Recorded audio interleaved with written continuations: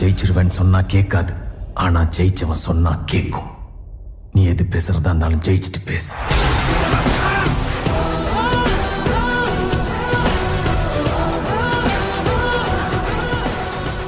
Welcome to our channel.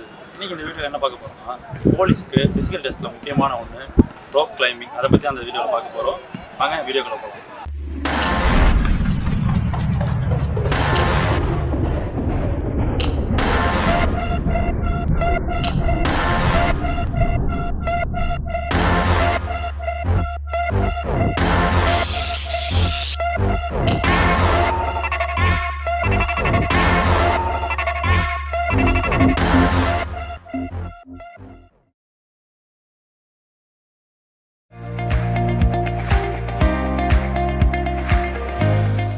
Rope claim பண்ணும்போது நம்ம என்ன பண்ணணும், என்ன பண்ணக்கூடாதுன்னா இதில் பார்க்க போகிறோம். ஃபஸ்ட்டு என்ன பண்ணணும்னா, நம்ம கையை ஷார்ட்டில் பிடிக்கணும். அப்போ தான் நம்மளோட வெயிட்டை நம்மளால் தூக்க முடியும். அதுதான் முக்கியமான ஒன்று. அந்த வீடியோ என்னன்னு பார்த்து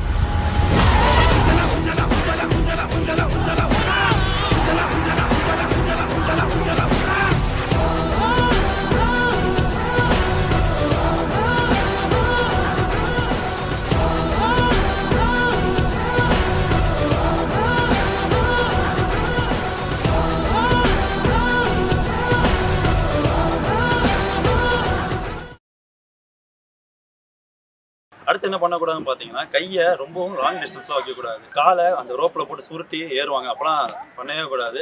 ஒன்லி நம்ம கையை வச்சு தான் ஏறணும். அந்த வீடியோ என்னன்னு பார்த்துருக்கு.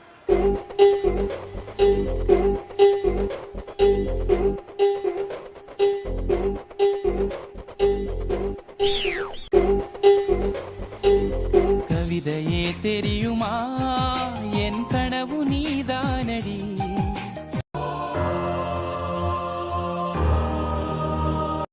ஐயோ போச்சே.